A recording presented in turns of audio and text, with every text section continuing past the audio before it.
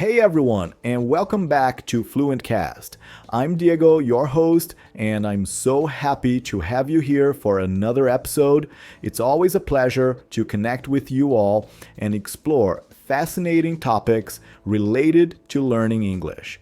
Every episode is an opportunity to grow together, and today is no different. Before we get started, make sure to subscribe to FluentCast so you never miss an episode. Also, I want to take a moment to thank everyone who listens to FluentCast every week. We bring you valuable tips, discussions, and insights to help you on your English learning journey. Your support, engagement, and insightful questions truly make this podcast what it is. And speaking of questions, this episode is all about you. We'll be diving into some fantastic listener-submitted questions that touch on language learning, accents, vocabulary, and more. This is the first Q&A questions and answers episode, and it is already one of my favorites because they really feel like we're having a direct conversation with our students at Fluent English Academy.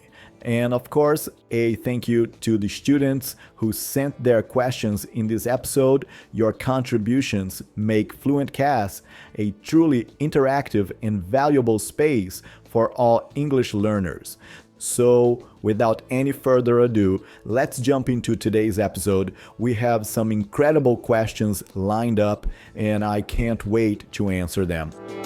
Let's get started with our first question, which comes from Sheila, who's preparing for an exciting move to Ireland. Hi, teacher. I'm moving to Ireland in July, and I would like to prepare myself for the Irish accent. How can I do that? Do you have any study tips, like books, series, or anything else? Sheila, first of all, congratulations. Moving to a new country is such a great opportunity, and it's fantastic that you're already thinking about how to adapt to the local accent. The Irish accent can be quite different from what you might be used to, but with the right approach, you'll get the hang of it. One interesting feature you might notice is the rhotic R in some Irish accents, where the R sound is more pronounced compared to some British accents. Rhoticity is all about whether people pronounce the R sound in their accents. In rhotic accents, like most American and Irish ones, you hear the R clearly in words like car or hard, but in non-rhotic accents, which you find in many British or Australian dialects, the R gets dropped. So instead of saying car, it might come out more like ka. The more you listen and practice, the more natural it will feel. Pay attention to how Irish speakers emphasize their R sounds in different words, and try mimicking them when you practice speaking. One of the best ways to train your ear is by watching Irish TV shows and movies. Some great options are Derry Girls, which is a funny series set in Northern Ireland, and The Young Offenders, which has a strong Cork accent. Watching these with subtitles first and then without will help your brain connect sounds with meaning. Audiobooks narrated by Irish speakers are also a great tool. Try listening to a book you've already read in English to focus more on the accent itself. Another great way to prepare is by finding a language exchange partner from Ireland. Some websites for chatting might help connect language learners with native speakers, so you can practice real conversations. But be careful. In this case, it is important to check the website because there are a bunch of creepies out there too, unfortunately. And don't forget, immersion is key. English is English after all, and while local slang and accents may feel unfamiliar at first, full adaptation happens naturally once you're living there and immersed in the culture. The more you expose yourself to Irish English now, the easier it will be when you arrive. Best of luck! Alright, moving on to our next question. Hi, I am Felipe and I would like to ask you about vocabulary. What is the best way to learn new vocabulary and remember it? Great question, Philippe. Expanding your vocabulary is one of the most important parts of learning English, but remembering new words can be tricky.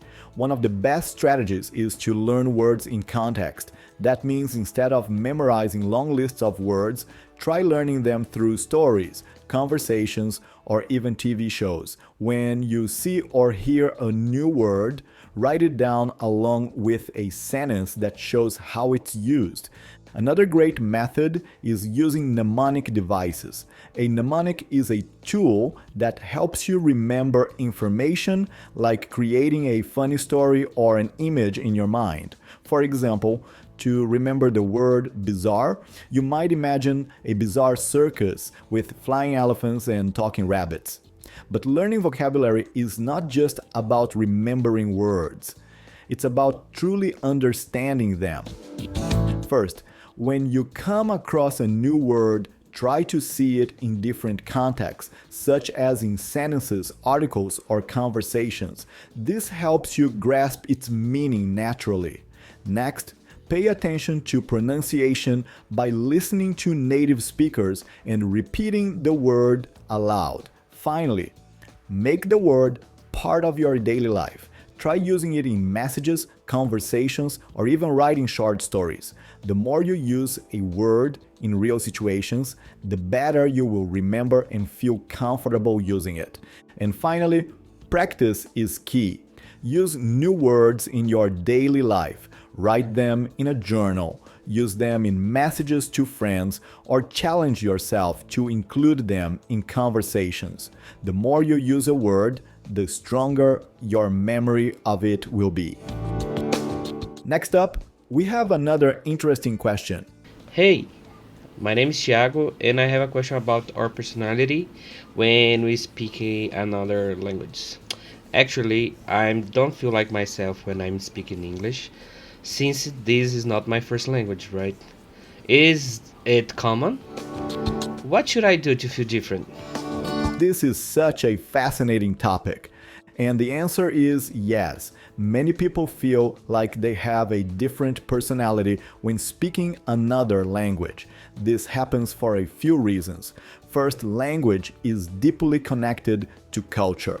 So when you speak English, you might be adapting to different social rules or expressions. Second, confidence plays a big role.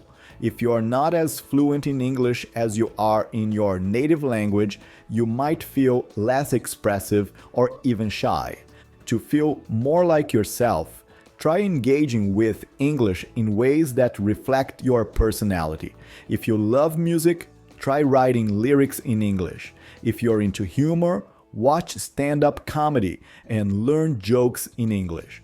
The more you practice expressing yourself in English, the more natural it will feel over time. And remember, being yourself in another language doesn't mean translating your native self perfectly. It means finding a new way to express who you are. Keep going and you'll get there. And now we have our final question of the episode. Hello, teacher. This is Anna. I want to figure out why so many people think British English is harder or associated to being smart, while American English seems easier and is something linked to less intelligent people. Wow, Anna, this is such a thought-provoking question. And the truth is, these ideas come from cultural stereotypes, not from the language itself. Different English accents have been shaped by history, media, and even social class perceptions. For example, in many movies and TV shows, British characters, especially those with a received pronunciation accent, which is sometimes called BBC English, are portrayed as intelligent, sophisticated, or even royal. Meanwhile, American English is often seen as more casual and accessible because of how widespread it is in movies, music, and business. But of course, none of this means that one accent is actually harder or smarter than another. English is English, no matter how it's spoken. Of course, stereotypes are a thing, and probably when you see on YouTube that Americans have a poor grasp of geography or history, it might cause the wrong idea that the American English accent is something for less smart. Even American shows promote the idea that the British English accent is more sophisticated.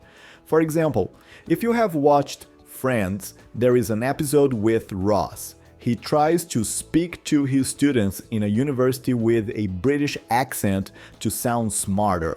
While the European educational system might be stronger than the American educational system, it has nothing to do with the accent. My advice? Don't worry about these stereotypes. Choose the accent that feels most natural to you, or mix elements from both. The most important thing is communication, not how posh or cool your accent sounds. And that brings us to the end of today's episode. We covered so many interesting topics, from accents to vocabulary to feeling like yourself in a second language. I hope you found these answers helpful. And remember, FluentCast is all about you, so keep sending your questions. You can send them through our social media or email, and who knows, maybe your question will be featured in a future episode.